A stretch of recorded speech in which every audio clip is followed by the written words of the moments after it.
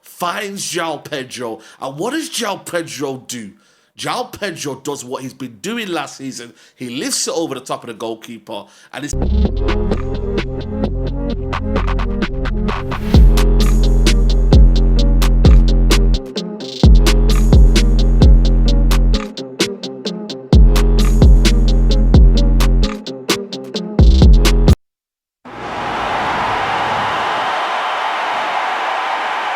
What a Premier League weekend we've had for a starter. We'll delve into that in a minute, actually, and talk about the winners and losers and what we think after week one. But let's talk about Chelsea and Fulham first. And look, I think that I'd be very excited if I was a Chelsea fan. We all come into the Premier League with optimism, whether it's United fans, Liverpool fans, Spurs fans, etc. Some of us get massively disappointed, Hull, and some of us get massively excited. And I think if you're a Chelsea fan, there's not a lot to dislike about that performance apart from your goalkeeper. You need a better goalkeeper, and the biggest risk to that 3 points today was the goalkeeper. I think on both goals, especially the first one, he's got to do a lot better. And that allows Fulham, who worked really, really hard, but weren't on the same level as Chelsea today. I mean, Chelsea scored 3 legitimately good goals. Fulham fought, but were probably only close to them because of Sanchez. So I think that breaking it down, and fair play, you know, a few people have said to me, in fact, Wayne Rooney said it on Stick to United, I think Chelsea are going to have a good season. To me, I just don't know. I think it's like saying Spurs are going to have a good season or Villa are going to have a good season because they're new managers and you don't know how quickly they're going to settle. But out of all the new managers, I think Alonso's done the best, especially out of the traditional top 6. His system is a breath of fresh air if it works. Like if you saw what he did with Leverkusen to win the Bundesliga, it's such a brilliant system if you can get the players to work it. But look, we shouldn't underestimate how well that worked tonight for a first week when he's only been there a few weeks. And some of those players have literally had a few weeks to start working with it, especially people like Morgan Rogers who were part of the World Cup. So I know as a Man United fan, we've had Rangnick, who has a brilliant style of play. We've had Ten Hag, who had a good style of play at Ajax. We've had Amorim, who had a good style of play at Sporting.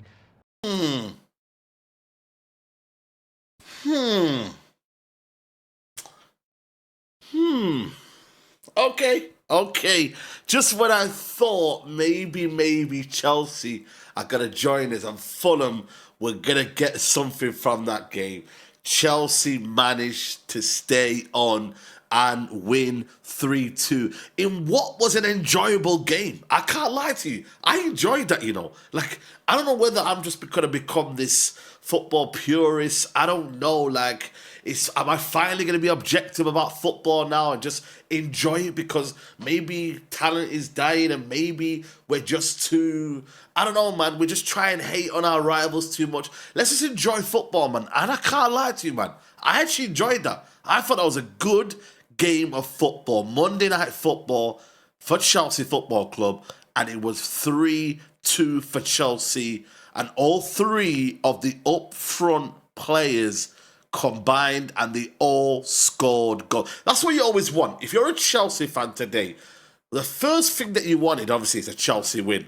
You know what I mean? You probably wanted a clean sheet, but the next thing that you wanted is for all 3 of your front 3 to score today, and they all did. They even combined for certain goals as well. And for me, I can't lie to you, man. Chelsea Football Club, they were positive side. There are some negatives that I will have to tell you about, you know what I mean? And that comes down to the goalkeeper and maybe certain parts of defence. But all in all, 3 points is all you want. Like, I would love for us to be winning that game 3-2 at Hull City Stadium, but we didn't. But Chelsea Football Club have done, and they have got 3 points on the board. It all started on madness. Goal came in at 30-odd seconds? Crazy. There was a mistake by Fulham. Obviously, Chelsea were pressing. They made a mistake, and Cole Palmer, who I'm going to talk about in detail, finds João Pedro. And what does João Pedro do?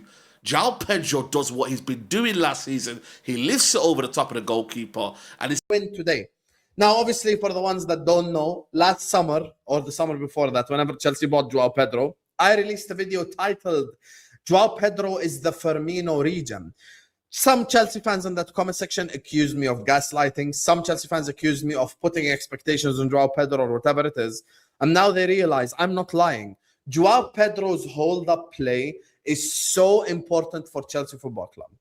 I just want to look at the goal that Cole Palmer scored just as an example before I expand on everything when it comes to everything that we watched today. Joao Pedro holds up the ball, looks at the Fulham defender, makes sure Palmer is making the run, and then finds him with a perfect pass so he's not found offside. Joao Pedro, for me, is the key to unlocking all the defenses that Chelsea come up against. Now, a game like this where Chelsea win 3-2 is going to be a common occurrence this season for Chelsea. Now, obviously, as a Liverpool fan who wanted Arne Slot sacked, Xabi Alonso was one of the people that I wanted to manage Liverpool Football Club. Xabi Alonso won many games at Leverkusen 3-2, 2-1, 4-3 towards the end. Patrick Schick would come up with a clutch goal, Wirtz, whoever, because this is his style of play. His style of play is an offensive style of play, is an attacking style of play, where he tries to dominate opponents with attacking. And it worked again today, because Chelsea, despite the fact that they let Fulham have most of the ball for the most part, Chelsea were an attacking side today. They only had 40% possession, but they had all the dangerous chances. And this is the thing. Obviously, today, Moises Caicedo didn't play. Enzo didn't start. I'm not going to do any agenda-based conversation, just legitimately. Obviously, without Caicedo and Enzo, the midfield is a little bit weaker, because you had to play Reece James in midfield today, and you had to play, Lavia in midfield as well. And Lavia obviously is obviously a injury-prone player. However, I think today's performance was a very good performance. Fulham away is not an easy game. Look, people started on Friday saying it's only Coventry, and then United lost to only Hull, and then we... Chelsea 3, Fulham 2. And I must say, that was Barclays Premier League, if I say so.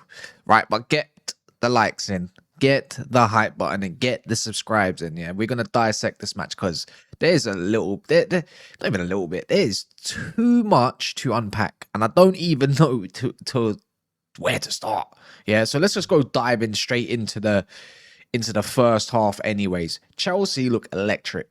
First 45 minutes, and bearing in mind, it's a bit of a different team, bit of makeshift, no Caicedo, wing backs look very different, and there was a big gaping hole in the net. It's called Robert Sanchez, if anyone knows the name. Yeah, he was selling.